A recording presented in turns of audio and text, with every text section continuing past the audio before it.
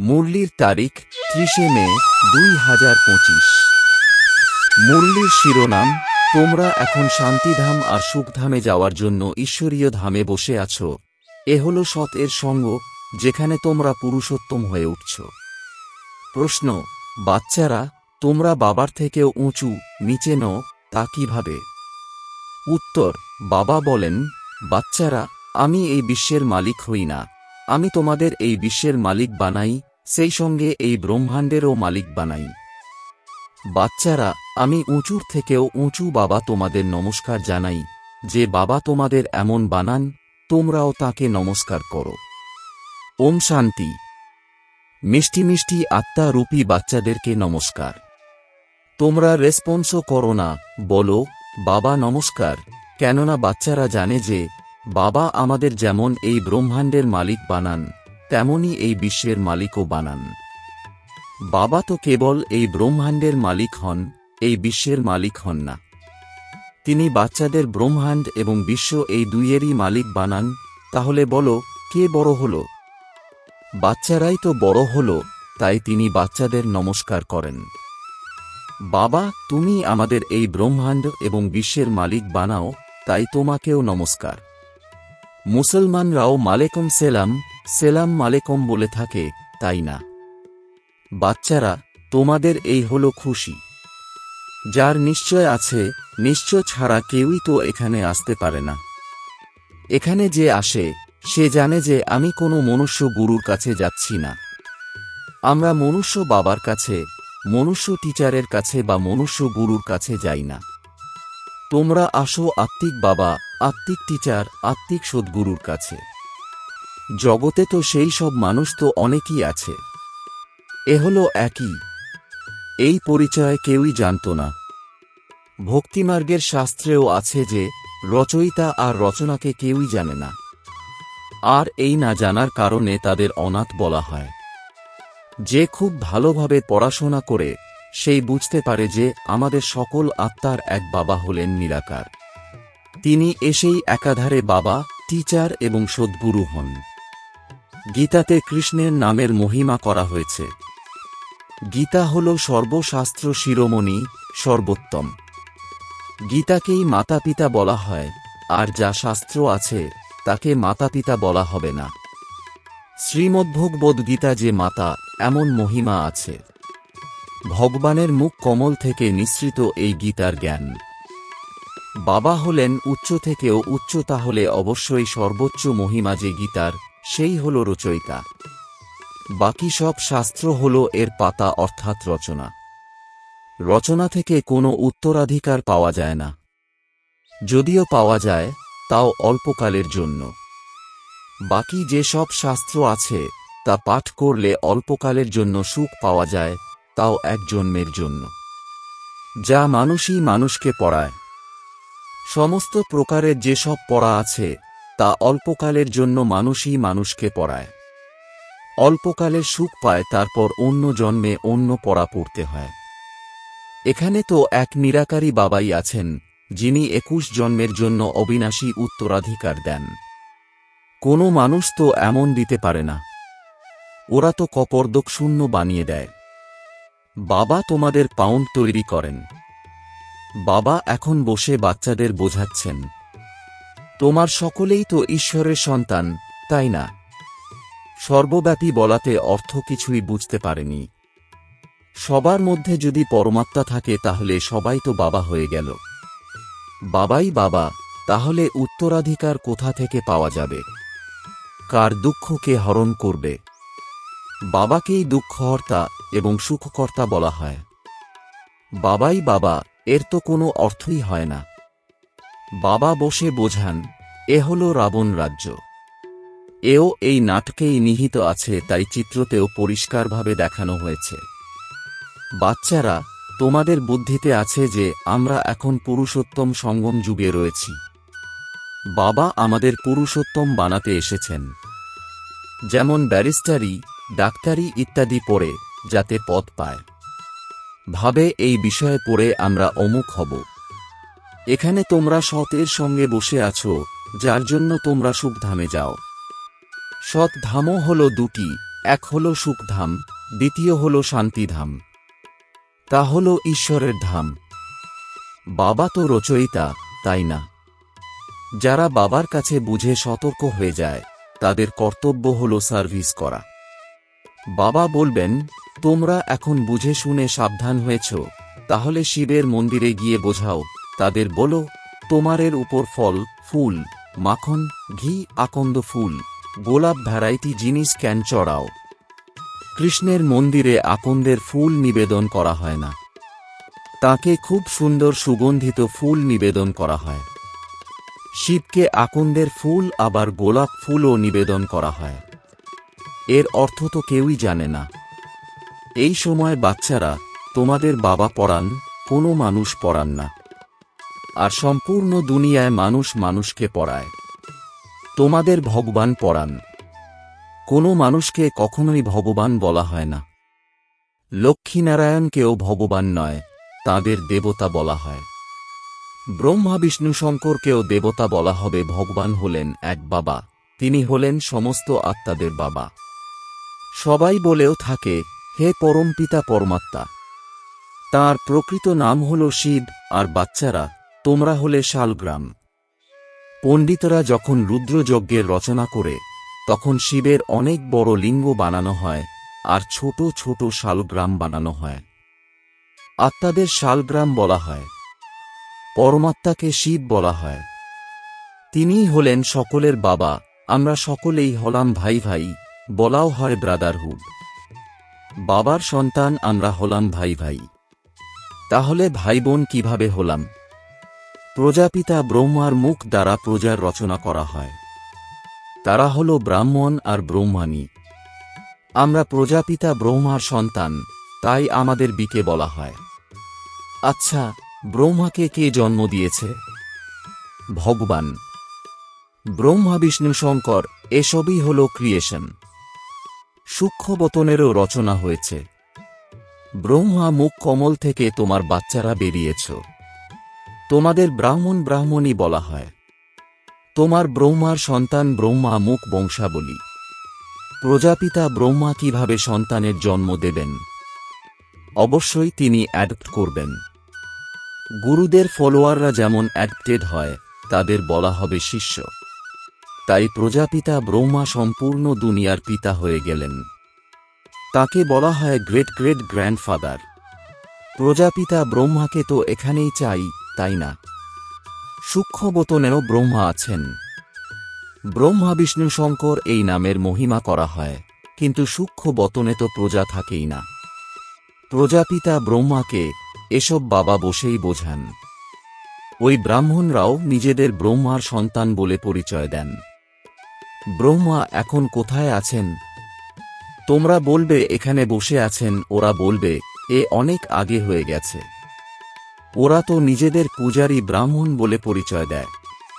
তোমরা তো এখন প্র্যাকটিক্যালে আছো। প্রজাপিতা ব্রহ্মার সন্তান তোমরা নিজেদের মধ্যে ভাই বোন হয়ে গেছ। ব্রহ্মাকে শিব বাবা দত্তক নিয়েছেন।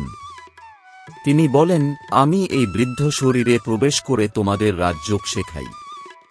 মানুষকে দেবতা তৈরি করা এ কোনো মানুষের কাজ নয়। বাবাকেই রচয়িতা বলা হয়।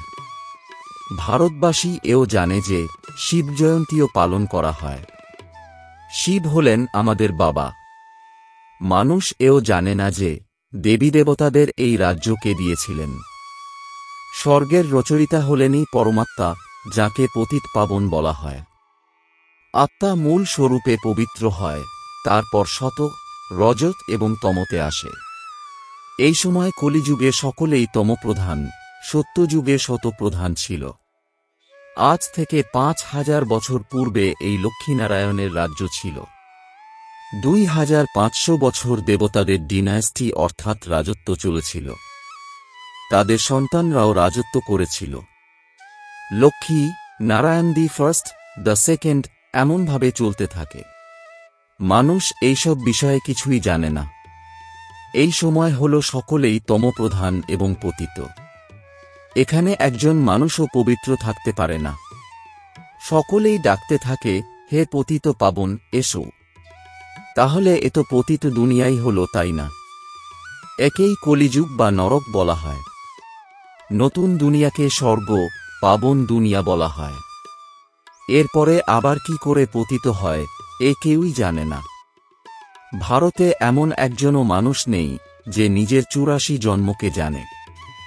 মানুষ ম্যাক্সিমাম ৮৪ জন্ম নেয় আর মিনিমাম এক জন্ম।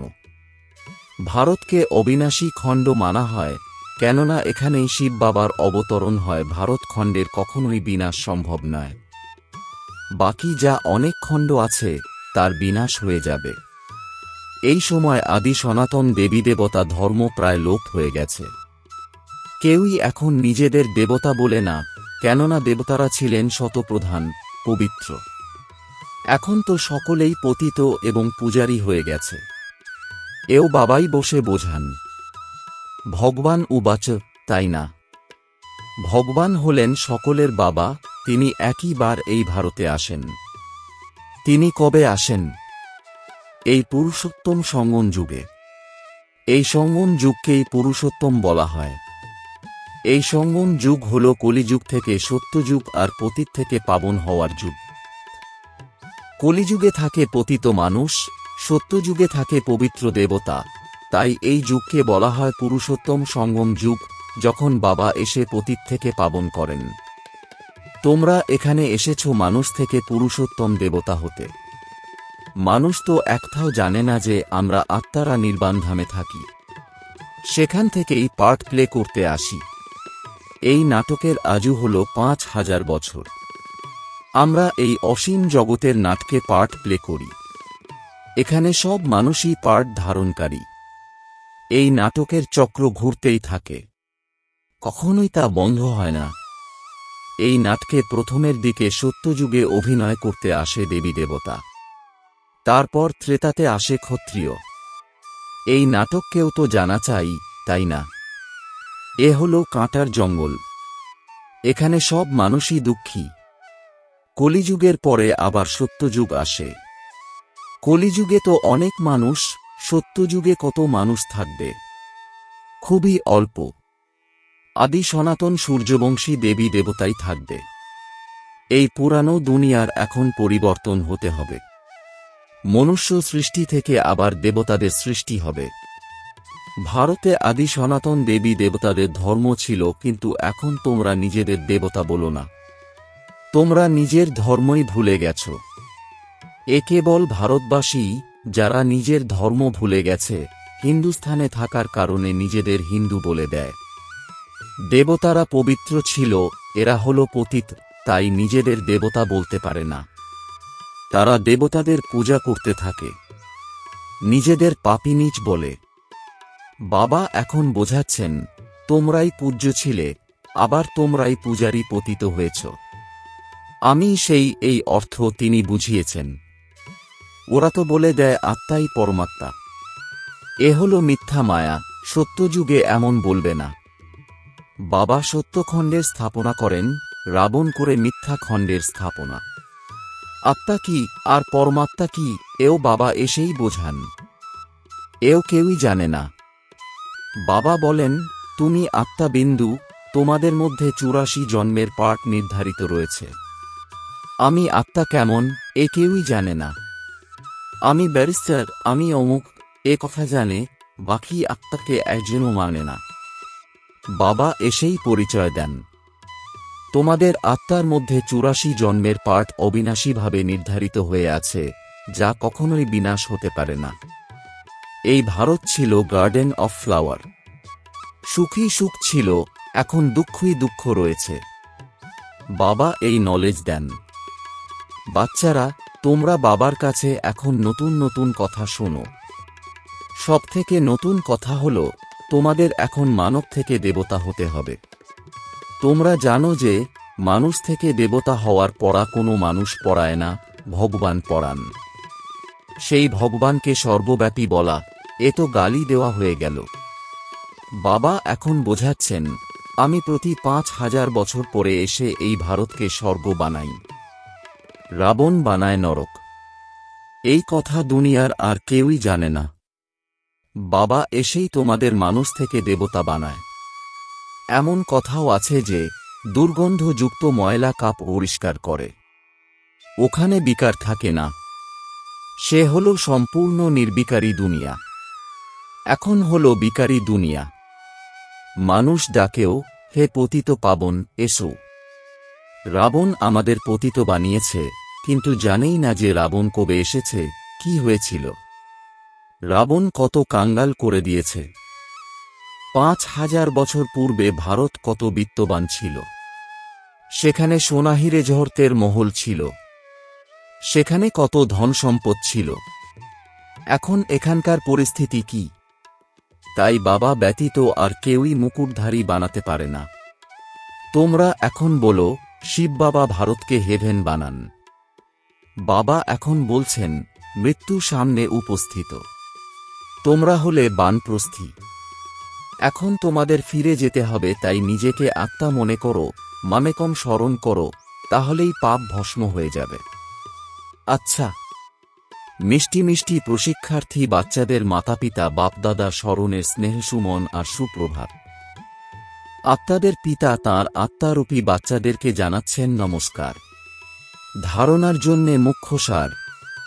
১. আমরা হলাম ব্রহ্মা মুখ বংশাবলী ব্রাহ্মণ। স্বয়ং ভগবান আমাদের মানুষ থেকে দেবতা হওয়ার পাঠ পড়াচ্ছেন। এই নেশা এবং খুশিতে থাকতে হবে।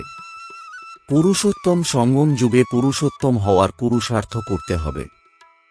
২. এখন আমাদের বানপ্রস্থ অবস্থা, মৃত্যু সামনে উপস্থিত। আমাদের ঘরে ফিরে যেতে হবে, তাই বাবার স্মরণে সকল পাপ ভস্ম করতে হবে। বরদান, নলেজরূপী চাবির দ্বারা ভাগ্যের অপরিসীম খাজানা প্রাপ্তকারী মালামাল ভব। এর বিস্তার, সঙ্গম যুগে সকল বাচ্চাদের ভাগ্য বানানোর জন্য নলেজরূপী চাবি প্রাপ্ত হয়। এই চাবি লাগাও আর যত চাও তত ভাগ্যের খাজানা নাও। চাবি প্রাপ্ত করলে আর মালামাল হয়ে গেলে, যে যত মালামাল হয় ততই খুশি শত থাকে। এমন অনুভব হয় যে যেন খুশির ঝরনা অক্ষুণ্ণ অবিনাশী প্রবাহিত হতেই থাকে। তাদেরকে সর্বখাজানার দ্বারা ভরপুর মালামাল দেখা যায়। তাদের কাছে কোনো প্রকারের অপ্রাপ্তি থাকে না। স্লোগান, বাবার সাথে কানেকশন ঠিক রাখো, তাহলে সর্বশক্তির কারেন্ট আসতেই থাকবে। ওম শান্তি।